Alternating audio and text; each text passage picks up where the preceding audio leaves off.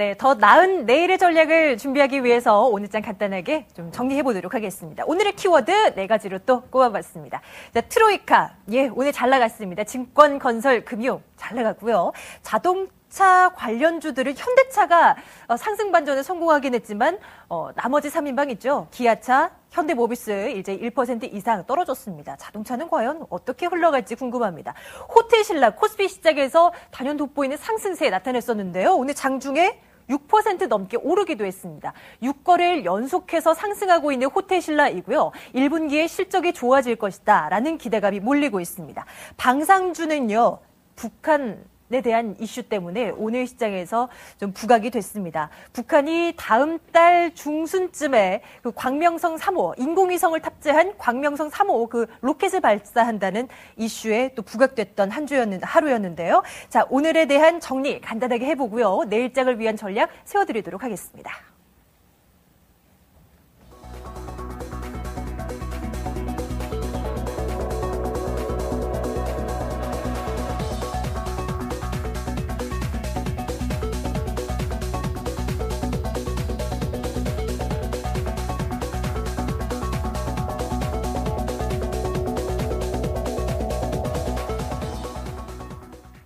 네, 매주 월요일 이분과 함께하고 있죠. 마르투자자문 조인갑 대표와 함께 오늘 시장 정리하고요. 내일장 정리해보도록 하겠습니다. 자, 대표님 어서 오세요. 네, 안녕하십니까. 예, 날씨가 좀 좋아졌죠? 네네, 보니까요, 우리 앵커분들의 옷들도 화려해지고 이런 거 보니까 확실히 그 봄은 예. 여성으로부터 온다 이런 생각이 좀 드네요. 그 주식시장 투자자분들의 수익률도 점점 더 좋아져야 할 텐데 말입니다. 그 부분이 이제 저희가 또 고민을 함께 해봐야 되는데 오늘 시장은 어떻게 보셨어요? 그래도 뭐 상승폭 줄이긴 했지만 0.6%의 상승이라 하면 그래도 조금 더 폭을 키운 채 마감이 됐단 말이에요. 어떻게 보셨어요? 오늘 같은 시장은 이제 마탱은 마탱 역할을 해주고 나머지 이제 동생 중에서 약간 그동안에 부진했던 동생들이 제대로 된 역할을 하는 모습이 바로 오늘의 시장이 아닌가. 그래서 좀 더 쉽게 설명드린다 그러면 IT가 여전히 추세적인 상세를 이끌고 그다음에 증권과 그다음에 건설, 그다음에 은행 이런 업체들이 순환 매수에서 상세를 이어받는, 통신도 좋았죠. 이렇게 보는 모습이 좋았다. 이렇게 좀 말씀드릴 수 있고요. 어쨌든 순환매와 추세가 동시에 이루어지는 특징을 가지고 있는 것이 오늘의 장세라고 좀 정리해 볼 수가 있습니다. 이런 것들에 대한 것들은 원인 자체는 제가 볼 때 미국 산업 생산으로부터 좀 나온 것이 아닌가 이렇게 좀 보고 있거든요. 왜냐하면 이제 산업 생산을 보면은 이 자동차와 자동차 부품이 전월 대비해서 한 1% 정도 생산이 감소했는데요.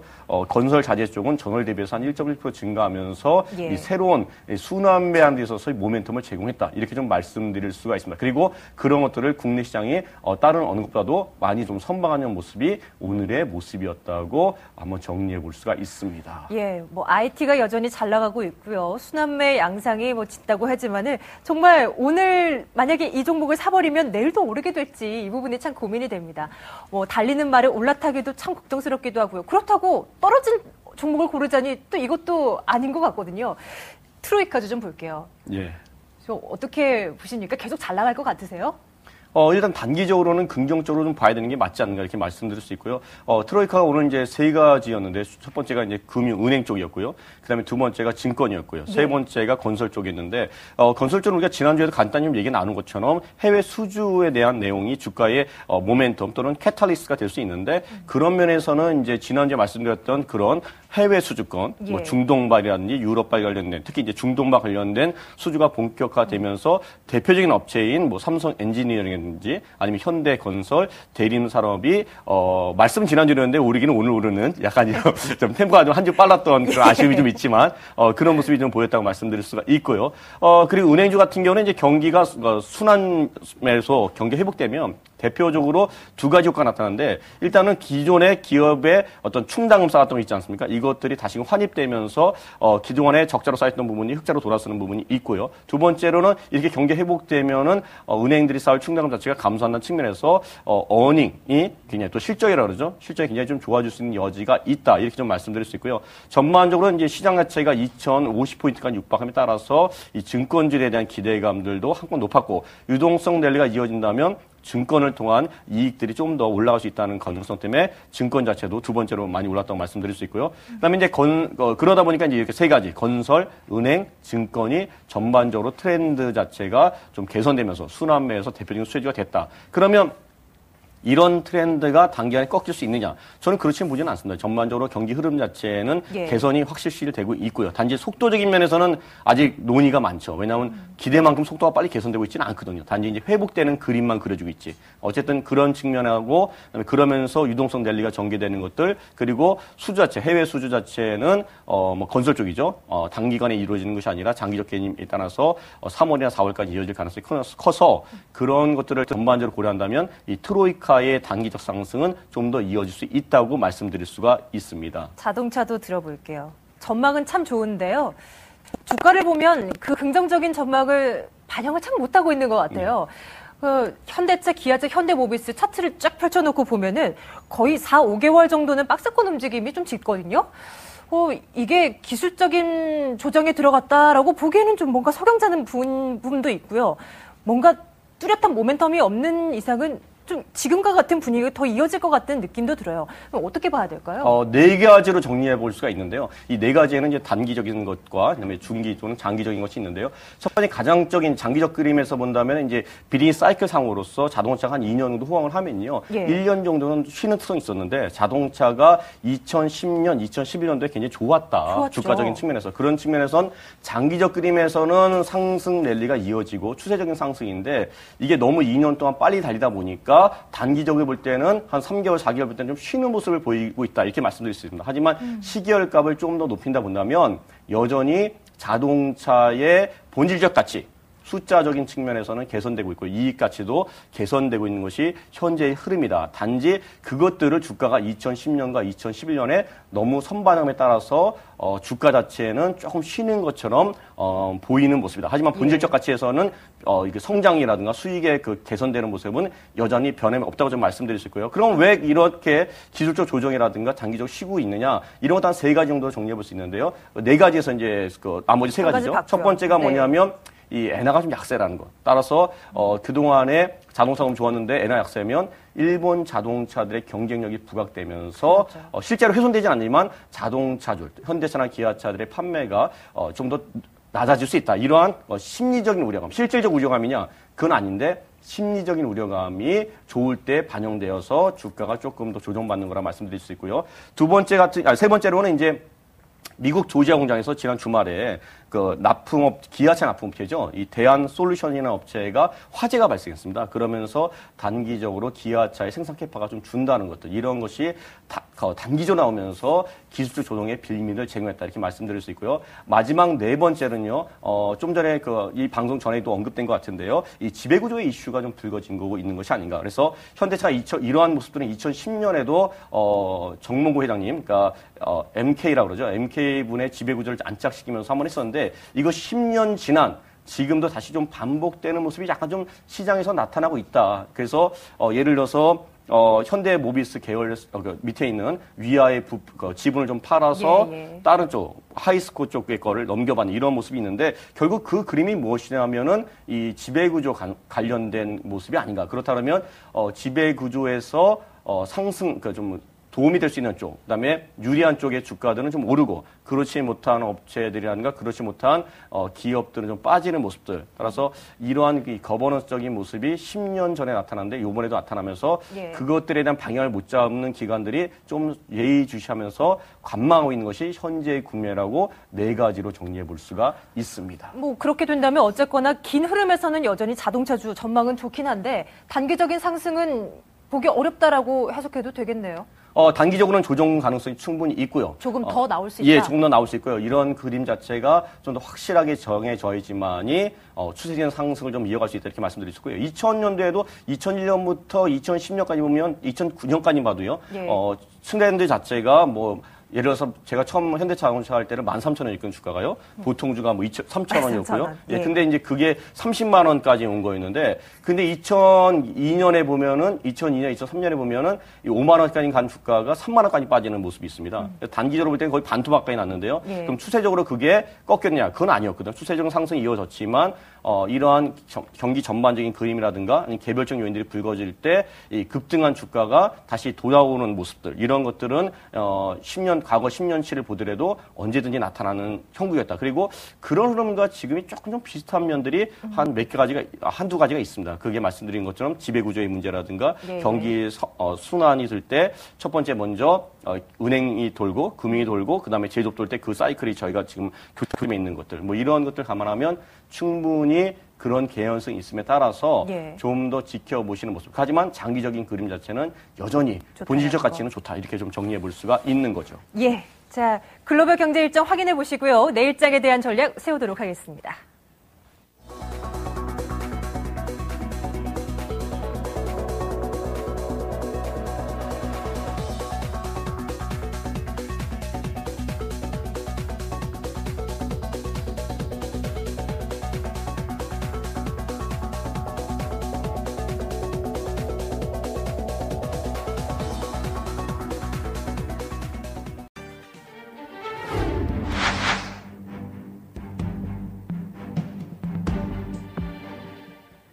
내일장 전략 세워드리겠습니다. 자, 조인갑 대표와 함께하고 있는데요. 대표님, 네. 오늘 밤사이 혹은 이번 주에 글로벌 이슈 좀 눈여겨봐야 될 거 어떤 것들이 있겠습니까?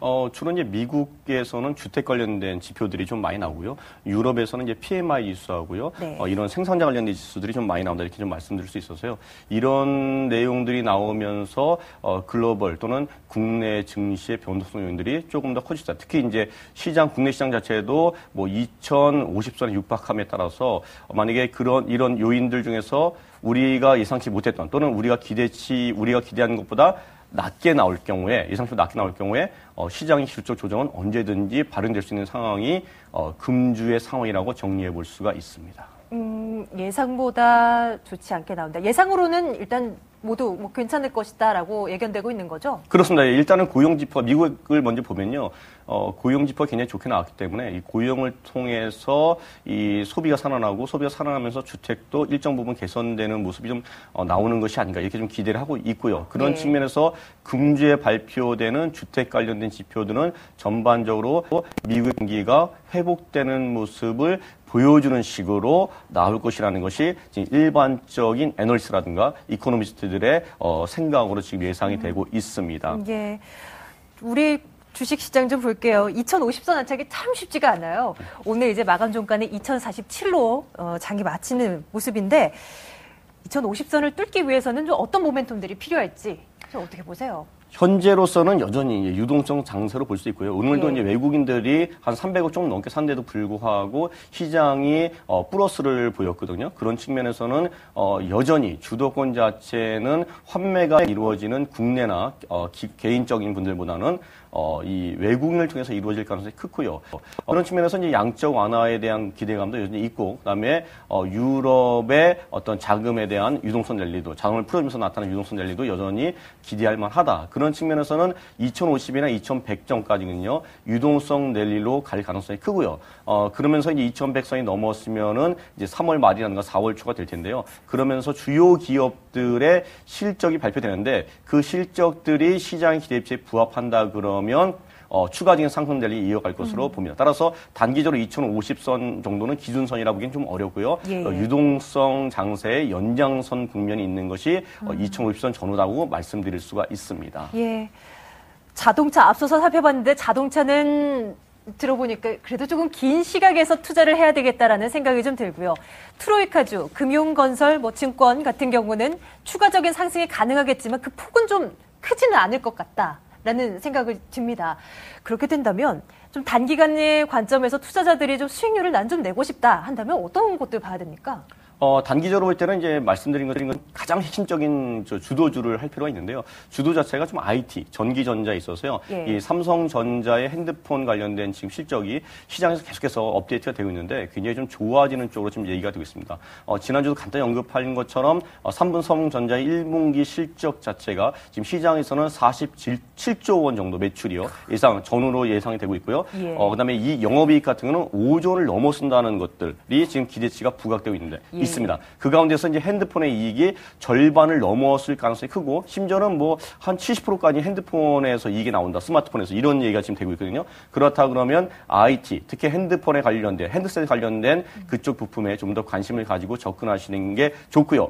현대차도 말씀드린 것처럼 지배 구조에 따른 수혜가 개별 종목에 또는 그 좋게도 나타나고 나쁘게 나타나는데 삼성전자 역시 그런 것에 예의일 수 없습니다. 그래서 삼성전자가 추진하고 있는 전반적인 그림 자체가 현대차랑은 조금 다르지만 어쨌든 거기도 결국적으로는 지배 구조 내에서 좀 몰아줄 수 있는 그런 사업군이 있다 그러면 그쪽 분야에서 관심을 가지고 집중 투자하신다 그러면 좀 더 높은 수익을 얻을 수 있다고 말씀드릴 수가 있습니다. 조금 더 범위를 좁혀주실 수 있겠습니까? IT 부품 관련주를 언급해 주셨는데 만약에 대표님이 일정금의 자금을 가지고 있다면 내일 시장에서 어떤 종목을 위주로 사실 건지 뭐 전반적인 대략의 가이드라인을 좀 설정해 주세요. 안정적인 것들을 추구하신다 그러면요. 스타일적인 걸 먼저 말씀드려서 안정적인 걸 추구한다 그러면 사실 삼성전자가 조금 조정 보일 때 사면은 수급이 워낙 안정적이고 어느 선까지 내려간다면 안정적이라고 봅니까? 단기적으로 볼 때 삼성전자의 변동폭은요. 3에서 5% 정도면 굉장히 많이 빠졌다 이렇게 말씀드릴 수 있고요. 예. 그렇다면 충분히 그 시점에 들어가서 단기적 매매를 할 수 있다고 보고요.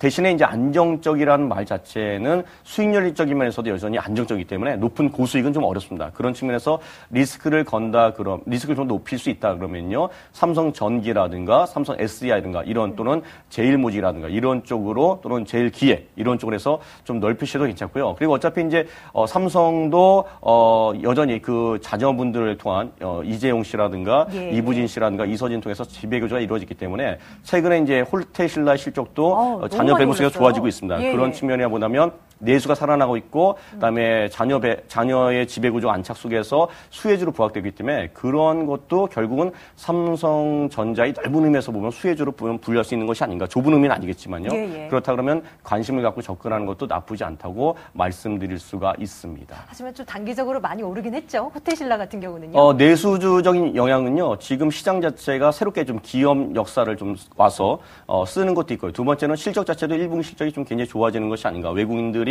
일본에 대진 나면서 국내로 많이 좀 들어와 계시고요. 예. 그다음에 그로 인해서 중국의 여행객들도 국내에 들어오고 있다. 특히 이제 중국 여행객보다는 일본 여행객들이 한국에서 이제 비싼 호텔들을 이용하게 되는데요. 그에 따른 대표적인 좀 수혜주가 아닌가 이렇게 좀 말씀드릴 수 있고요. 그 외에도 호텔신뢰가 진행하고 있는 사업군 자체들도 면세점 사업 이런 것들도 관련돼서 수혜가 있기 때문에 기업가의 상승은 추가적으로 이어질 가능성이 있다. 이렇게 좀 말씀드릴 수가 있습니다. 끝으로 이번 주 코스피 지수 밴드 전망 좀 해주세요. 사실 이게 제가 해보니까 가장 어렵더라고요. 왜냐하면 잘 맞지도 않고 사실 좀 이렇게 틀릴 가능성이 많은데 어쨌든 이제 규정값을 좀 정해드리고서 거기서 이제 연동돼서 이제 매매하시면 바람직하다는 측면에서 말씀드린다면 결국 저점 자체는 한 2020포인트 정도, 2000을 깨지 않을 거라 지금 보고 있고요. 올라갈 때는 한 2070포인트. 근데 이제 단기적으로 뭐 예를 들어서 미국의 대형 호재가 나온다. 주택 관련돼서 그러면 2100까지 틀어할 수는 있겠지만 제가 볼 때는 그럴 가능성보다는 확률적으로 볼 때 한 2070포인트 정도면 금주의 박스권에서 상단이 되지 않을까 이렇게 지금 판단하고 있습니다. 네, 마르투자자문 조인갑 대표와 함께 내일장 전략 세웠습니다. 대표님 말씀 고맙습니다. 네, 감사합니다.